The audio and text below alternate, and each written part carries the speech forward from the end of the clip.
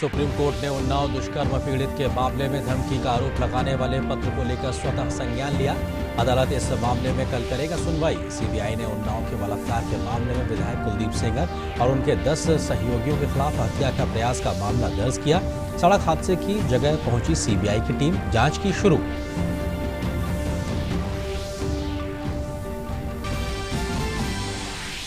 अंतर्राज्यीय नदी जल विवाद संशोधन विधेयक 2019 लोकसभा में पेश। जल शक्ति मंत्री गजेंद्र सिंह शेखावत ने कहा, विधेयक के जरिए राज्यों के बीच जल बंटवारे संबंधी विवादों के निपटारे के लिए एक स्थायी अधिकरण बनाने का किया गया है प्रावधान।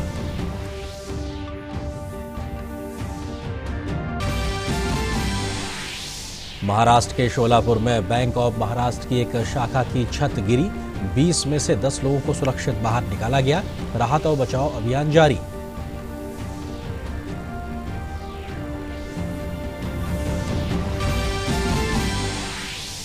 विश्वेश्वर हेगड़े कर्नाटक विधानसभा के अध्यक्ष निर्वाचित। 6 बार के विधायक का निर्विरोध हुआ चुनाव। पूर्व अध्यक्ष के आर रमेश ने अपने पद से दिया था इस्तीफा।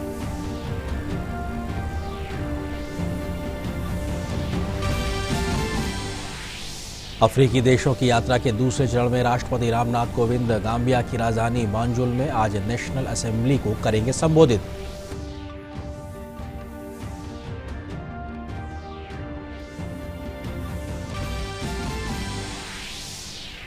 Thailand open badminton tournament Kidambi Srinath ने दूसरे दौर में किया प्रवेश।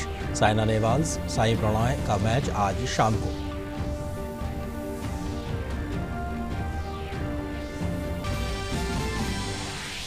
और भारतीय वायुसेना ने एंड्रॉयड और आईओएस पर चलने वाले एक गेम की शुरुआत। युवाओं और बच्चों को वायुसेना में शामिल होने के लिए प्रेरित करने का रखा गया है लक्ष्य।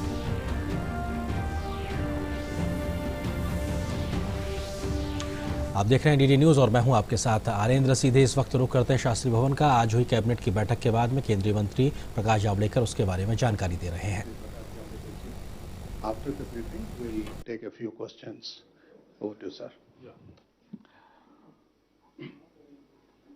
प्रधानमंत्री नरेंद्र मोदी जी के अध्यक्षता में आज कैबिनेट ने महत्वपूर्ण निर्णय लिए हैं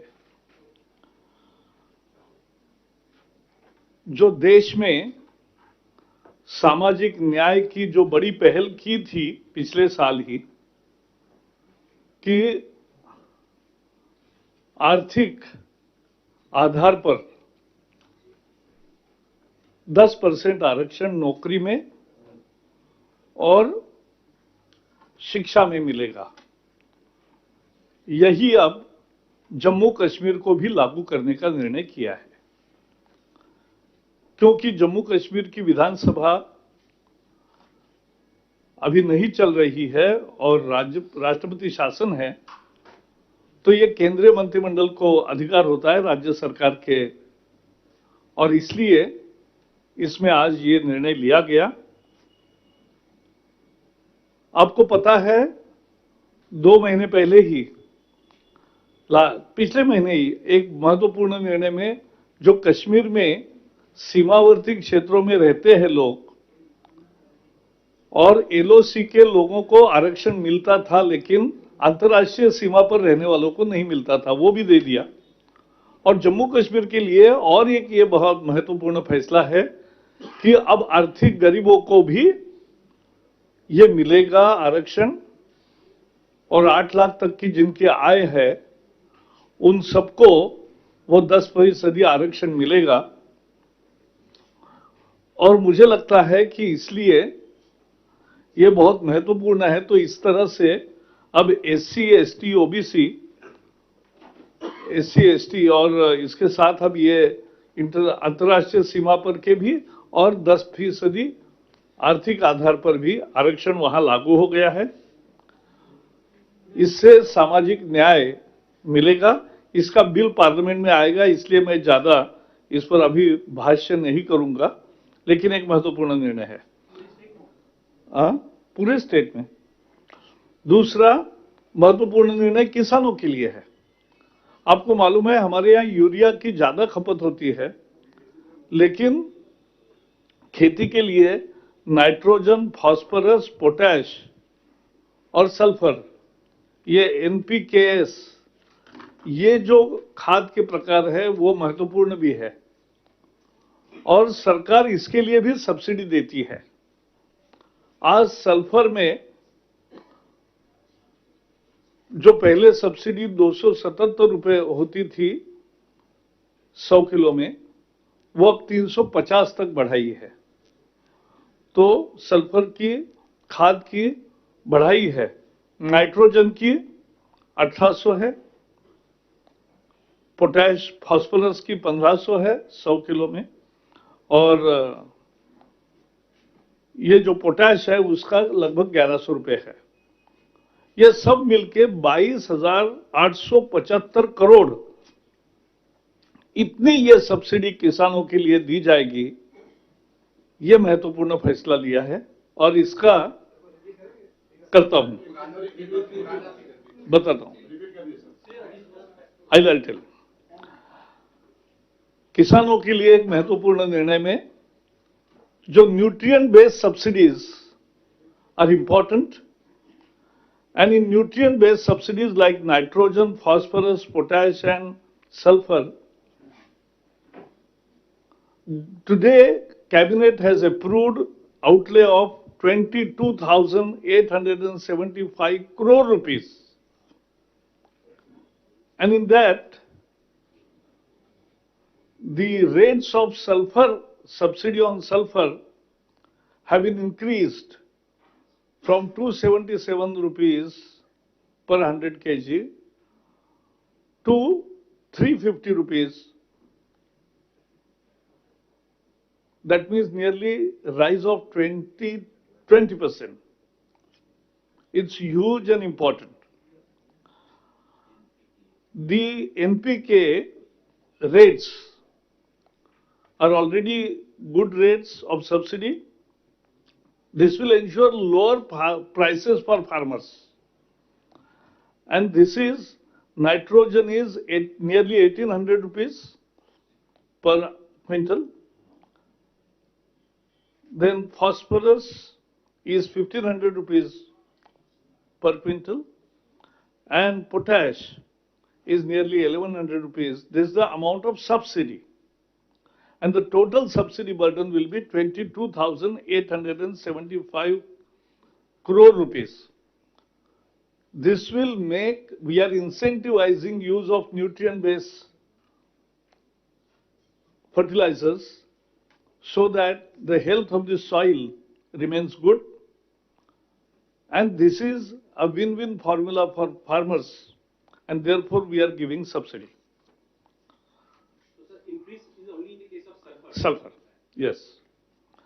Then there is another bill which will come before Parliament, will be about cheat fund. As you know, cheat fund bill was introduced, went to standing committee. Standing committee gave various important suggestions.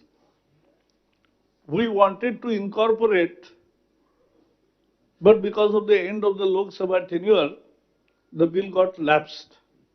And therefore now, to have a regulated, registered business of cheat fund, the new bill will be there. And the suggestions like of standing committee, which made that fraternity fund also can be used instead of cheat fund, or ROSCA, Rotating Savings and Credit Association. That word also can be used. So all that has found place in the bill. And there are many processes which are involved, and that will make a cheat fund a regulated, well-regulated business for those who want to save in cheat funds as well as the cheat fund investments are concerned. And the limit of individual person has been increased of putting money into one cheat fund has been increased from 1 lakh to 3 lakh. And for companies, the amount has been increased from 6 lakhs to 18 lakhs. So I will not go into all details because these are the bills which will come in the parliament session. बोलता हूं, ये गरीबों के लिए chit fund में उनका संरक्षण हो और चिटफंड एक ढंग से चलने वाला उद्योग हो, इसके लिए एक महत्वपूर्ण फैसला लिया है कि इसके बारे में बिल आएगा। ये पहले भी बिल आया था, उस बिल पे सांसद के स्थायी समिति के पास गया था। स्थायी समिति ने अनेक सुझाव दिए, जिसमें बहुत सारे सुझाव सरकार ने मान्य भी किए, लेकिन चूंकि लोकसभा का सत्र समाप्त हुआ, अवधि समाप्त हुआ, इसलिए बिल लैप्स हो गया और इसलिए ये फिर से अब बिल आएगा और इससे एक सुसंगठित रूप से और सुव्यवस्थित रूप से ये चिटफंड का व्यवसाय चले, लोगों को बचत का रास्ता भी एक खुले, लेकिन साथ ही साथ उनका शोषण ना हो और राज्यों को भी इसमें ज्यादा अधिकार दिए हैं। तो एक तरह से चिटफंड को एक रेगुलेटेड, अच्छा रेगुलेटेड व्यवसाय में परिवर्तित करने का आज निर्णय लिया। सुप्रीम कोर्ट के बारे में हमेशा ये एक शिकायत होती है कि सुप्रीम कोर्ट में इतने तब मैटर्स पेंडिंग है, इतने केसेस पेंडिंग है, इसके लिए ज्यादा जजों की जरूरत है। आज कैबिनेट ने यह फैसला किया कि सुप्रीम कोर्ट के अभी तक 30 जज होते थे, अब 33 होंगे, 10% उसमें बढ़ोतरी हो रही है। ये बहुत महत्वपूर्ण है क्योंकि 33, और ये 33 अभी आपने देखा है कि हमने लगभग बेंच इज फुल, और जो 3 अभी जज आएंगे उनकी भी नियुक्ति समय पर होगी। इसमें एक बहुत महत्वपूर्ण है कि सुप्रीम कोर्ट में जज बढ़ते हैं, लेकिन हाई कोर्ट में जज के वैकेंसी की बात आती है। लेकिन आपको पता होगा 2016 में राजग की सरकार ने, एनडीए सरकार ने 906 जज जो थे हाई कोर्ट के, उसकी संख्या में 173 बढ़ाकर 1079 1079 इतने जजेस की संख्या की है। और इसलिए जल्दी न्याय मिले लोगों को और कोर्ट में मसले लंबित ना रहे, इस दिशा में यह महत्वपूर्ण फैसला है। मुझे विश्वास है कि इस पर सब लोग स्वागत करेंगे। फिर इसरो का एक मॉस्को में टेक्निकल लाइजन यूनिट तैयार करने का भी फैसला लिया है। We have decided to have a technical liaison unit of ISRO in Moscow. We have already 2 units in USA and Paris. Now we will have this 3rd unit, and Russia और भारत के दरमियान और रशिया के आसपास जो देश है उन सब के साथ हमारा बहुत सारा स्पेस प्रोग्राम में सहयोग होता है। उसके बारे में लगातार संपर्क बना रहे, संवाद बना रहे, इसके लिए ये अरेंजमेंट है और मुझे लगता है कि ये बहुत काल सुसंगत निर्णय किया है। So we will have a 3rd unit in a way globally of technical liaison unit of ISRO. Now they are present in Washington and Paris. Now it will be in Moscow also, and it will take care of the region cooperation with the countries in the region about the space technologies, and about Gaganyaan also. There is important developments. That will also be dealt by this technical liaison unit. So this is important. Then India is signing settlement agreement of United Nations. This is important development because today we approved that, and this signing of settlement agreement will open yet another door for alternative redressal mechanism, because we have already passed arbitration bills. So this is yet another opportunity for settling the commercial disputes, and that will facilitate the a seamless business environment. OBC के बारे में एक महत्वपूर्ण फैसला है कि उसकी जो कमीशन बना है, उस कमीशन अभी जो विसंगतियां सामने आई है उसका राज्यों के साथ संवाद चल रहा है। वो संवाद पूरा होने तक यानी जनवरी 2020 तक इसको अभी उसकी अवधि बढ़ाई गई है। तो ये क्योंकि ओबीसी का एक पूरा इतने बड़े समाज के घटक को एक न्याय देने के लिए जो बात चल रही है वो सुचारू रूप से हो, ये उसकी कल्पना है। तो इतने महत्वपूर्ण निर्णय लिया। I just brief in English. In Jammu and Kashmir, the cabinet today decided to implement 10% economically backward class reservation in education and in employment. As there is a precedence rule, the decision on behalf of the assembly has been recommended by the state apparatus and has been approved by cabinet.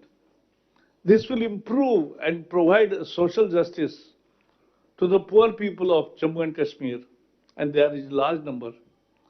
And therefore, after many reservations which are now implemented in Kashmir, and last month we have also given reservation for people living on international borders, which was available earlier to only people living on line of actual control. So that is now available to international borders also. So these reservation support back to back in 2 months will definitely help Jammu Kashmir poor people, and they will get opportunity in employment and education. The subsidy on, I have already described the subsidy part on NPK in English. The chit fund also I have described. We want to have that in a regulated fashion. As I told, Supreme Court number of judges have been increased from 30 to 33, a 10% rise. And in a High Court judges, in 2016, Modi government increased the number of judges posts from 906 to 1079, more than nearly 20% increase again. Excuse me. Yes. Sorry. Sir, this 33 judges would include the Chief Justice of India? No, Chief Justice plus 33. Chief Justice plus 33. Yeah. ISRO, we have now unit there, and we are signing in Singapore the settlement agreement which will provide yet another avenue for redressal of business disputes. We have already passed the arbitration bills, and the term of OBC commission has been increased by 6 months to facilitate it to complete the work with state governments where there are some anomalies which are being discussed. So that's all from my side. Okay. Yes. Sir, I was wondering if bill that you've separately brought on the chit fund, couldn't it have been the part of the bill that has been passed? But what was the need of a separate bill?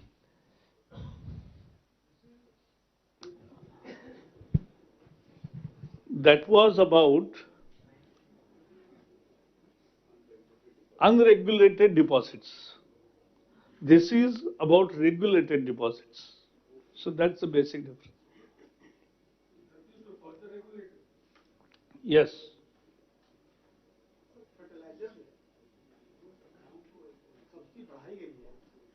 Sulphur में sulphur का दाम बढ़ गया इसलिए consumer को घट के मिलेगा या दाम वही रहेगा इसलिए बढ़ाया? सब्सिडी बढ़ेगी वो तो फायदा होता है ना। समझो बाजार में किसी चीज के दाम बढ़ते हैं और अगर सब्सिडी भी बढ़ती है तो कंज्यूमर को फायदा होता है।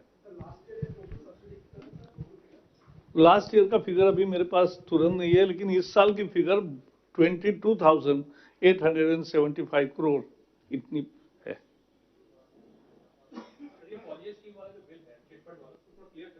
नहीं, मैं बता रहा हूँ, पॉन्जी स्कीम जो ग्राहकों का शोषण होता है, जो स्कैम्स होते हैं, जो वो अनरेगुलेटेड डिपॉजिट स्कीम्स है, उसको अलग से बिल करके प्रोटेक्शन दिया है।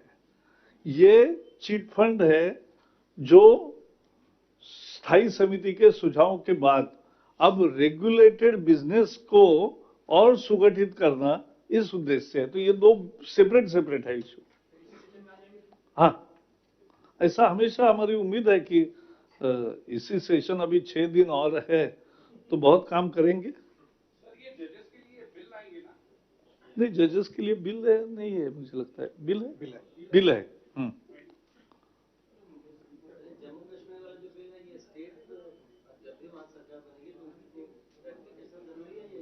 ये तो हो गया ना अभी। ये तो लागू रहेगा, समाज के भलाई के लिए है, गरीब को न्याय देने वाला है, इसको कौन विरोध करेगा। हाँ बताओ। हाँ बताओ।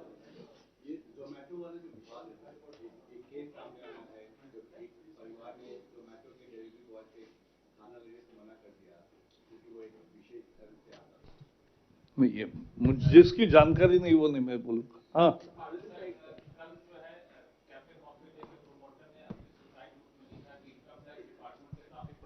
हो रही थी, वो इसके एक वजह बताए हैं।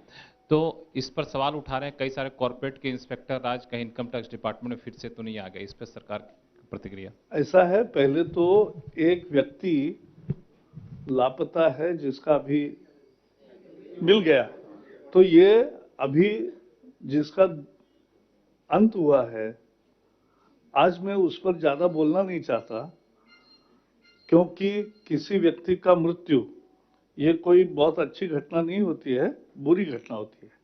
और इसलिए हम मानते हैं कि इसके बारे में इनकम टैक्स को जो बताना था उन्होंने बताया है, और भी बाद में चर्चा होगी तब और आएगी बातें। जो अपोजिशन पार्टीज हैं उन्होंने आज बताया है कि जो ट्रिपल तलाक बिल और यूएपीए बिल है, there was an assurance that was supposed to be sent to the select committee and instead just 24 hours before in the night the bill was listed. I'm talking about triple talaq, and then that's how the government was able to pass the bill, saying that the government, there was an understanding with the government and the opposition parties that 2 of these bills will be sent to the select committee.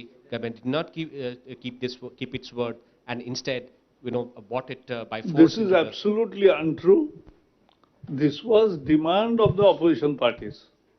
There was no agreement with the government. But yes, as chairman 2 days ago has clarified that in his term of 2 years, that is during Modi government's last 2 years, 10 bills which came before the Rajya Sabha, 8 have been referred to standing committees. So our practice is, but now as you know, there are no bills, there are no standing committees yet to be formed because many parties have yet to give names, and therefore in absence of standing committee, always in the first session, this has happened earlier also, and more importantly, many of the bills, nearly more than half the bills, are lapsed bills. Why they got lapsed? They got lapsed because Rajya Sabha did not pass it. तो लोकसभा ने पास किया, फिर भी राज्यसभा में पास नहीं हुआ और लोकसभा का काल खत्म हुआ, इसलिए जो लैप्स हुए वो बिल फिर से आ रहे हैं। तो ये तो 2 साल जो लंबित किए बिल, लोग न्याय की गुहार लगा के बैठे थे, 2 साल जनता को न्याय नहीं मिला, उसी के तो वही तो बिल है और वही कर रहे हैं। नहीं, इसमें धोखा क्या है? धोखा तो उनको कहाँ मिला वो उनको देखना चाहिए। चलिए, हाँ बताइए। नहीं, आज डिस्कशन हाउस में तो आपको खुला ही रहता है, तो वो तो कोई नहीं, क्यों होगा? निर्णय होता है कैबिनेट में, वो तो पहले ही हुआ। In a transparent auction process, the decisions have been taken. So we have not, ministry doesn't do anything. or government doesn't do anything. It's a transparent process by which things happen. Thank you.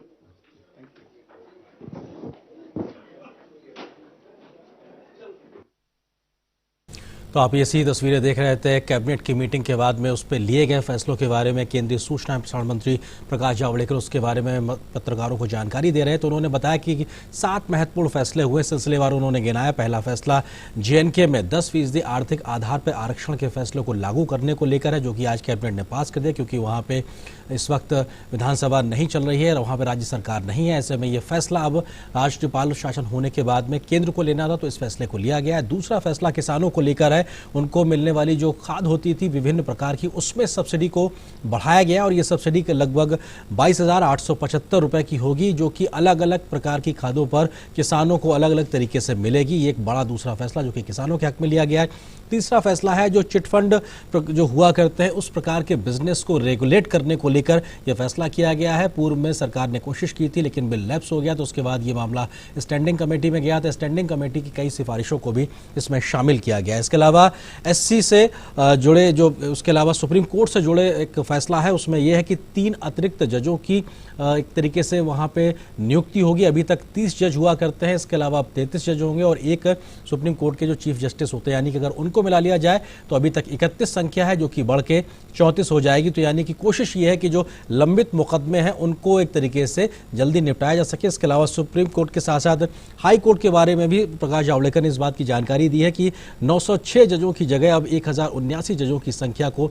मंजूरी दी गई है, जो अपने आप में त्वरित फैसला हो सके, इस लिहाज से इस फैसले को काफ़ी महत्वपूर्ण माना जा रहा है। इसरो की एक टेक्निकल लाइजनिंग यूनिट को मॉस्को में खोलने की फैसला भी सरकार ने लिया है। इससे पहले वाशिंगटन और पेरिस में ये 2 यूनिट संचालित हैं भारत के इसरो की ओर से, अब मॉस्को में भी खोला जाएगा, यानी कुल मिला के 3 यूनिट हो जाएंगे। इसके अलावा ओबीसी कमीशन जो कि राज्यों से कंसल्टेशन कर रहा है, उसकी अवधि को बढ़ाने की बात की गई है, जो कि जनवरी 2020 तक कर दिया गया है। ये अपने आप में महत्वपूर्ण फैसले लिए हैं कैबिनेट ने, उसकी जानकारी अभी दी गई है प्रेस कॉन्फ्रेंस के माध्यम से केंद्रीय सूचना और प्रसारण मंत्री प्रकाश जावड़ेकर ने। तो फिलहाल इस बुलेटिन में इतना ही, लेकिन डीडी न्यूज़ पर खबरों का सफर लगातार जारी रहेगा। नमस्कार।